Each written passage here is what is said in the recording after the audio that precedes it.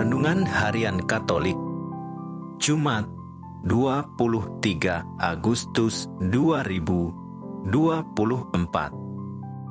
Hukum cinta kasih.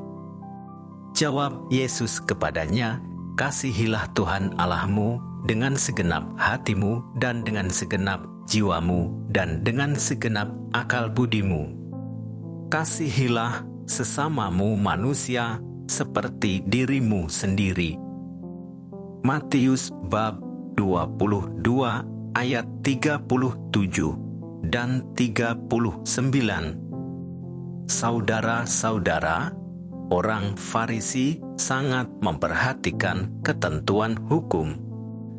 Banyak hal yang mereka atur dengan peraturan yang diturunkan dari Musa. Ketetapan hukum Musa mereka ikuti dengan setepat-tepatnya.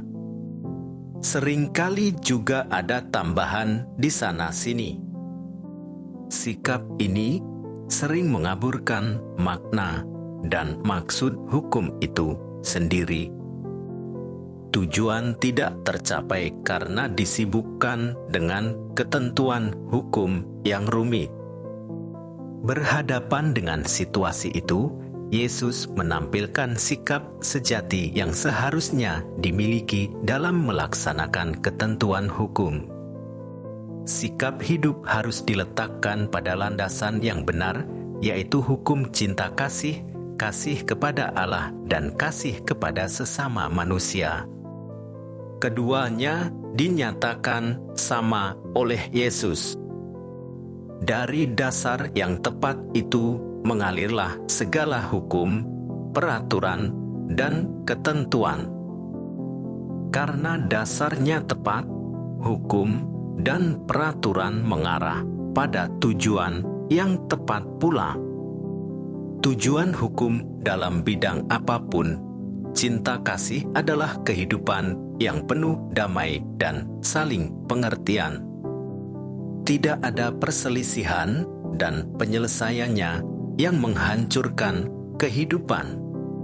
Dalam Injil hari ini, Yesus mengemukakan hukum yang paling utama, yakni mengasihi Tuhan dan sesama. Keduanya merupakan hubungan yang sangat erat. Cinta kepada Tuhan dapat diwujud nyatakan dalam cinta kepada sesama. Bagaimana mungkin seseorang mencintai Tuhan yang tidak kelihatan dan membenci manusia yang kelihatan? Orang mesti mencintai sesama dulu sebelum dia mencintai Tuhan. Sebaliknya, cinta kepada sesama mesti mengalir dari cinta kepada Allah. Pada kedua hukum bergantung semua hukum lainnya. Hukum yang terutama adalah cinta kasih. Ada banyak orang kelaparan. Bukan hanya lapar akan makanan. Bahaya kelaparan cinta kasih lebih mengerikan lagi. Manusia membutuhkan cinta kasih. Namun, bukan cinta kasih yang sekedar kewajiban atau basa-basi, melainkan cinta kasih yang murah hati. Sayangnya, cinta kasih semacam ini kadang-kadang keluarga pun tidak dialami dan ditemukan. Ada suami yang merasa tidak dicintai istrinya. Ada istri yang merasa tidak dicintai suaminya.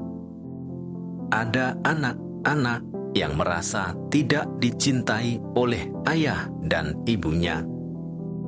Bagi seorang Kristiani, ajaran Tuhan tentang perintah cinta kasih adalah hukum utama dan pertama.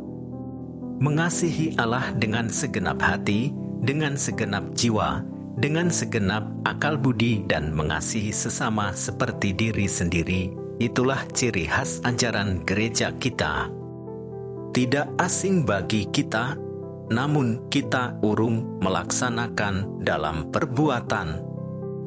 karena hidup kita masih diwarnai oleh kepentingan diri yang lebih tinggi daripada mengasihi sesama.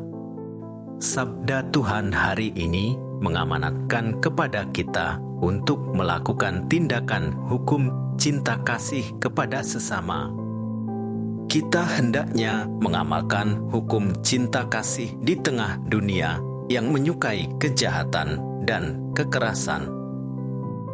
Kita membalas kejahatan dengan kebaikan agar manusia memahami cinta kasih Allah yang tiada batas. Dengan demikian, kita sungguh-sungguh menampilkan diri sebagai pengikut Kristus yang sejati. Tuhan mengingatkan kita agar kembali pada kedua hukum cinta kasih itu. Marilah kita berusaha dalam hidup ini mencintai Tuhan dan mencintai sesama dengan seluruh hidup kita. Jika ini kita lakukan, dunia akan menjadi lebih baik dari sekarang. Tuhan, semoga Engkau memberikan kekuatan kepada kami agar mampu mengamalkan cinta kasih kepada sesama dalam hidup dan karya kami. Demikian renungan hari ini. Selamat beraktivitas. Semoga semuanya lancar, sukses, serta selamat. Tuhan memberkati.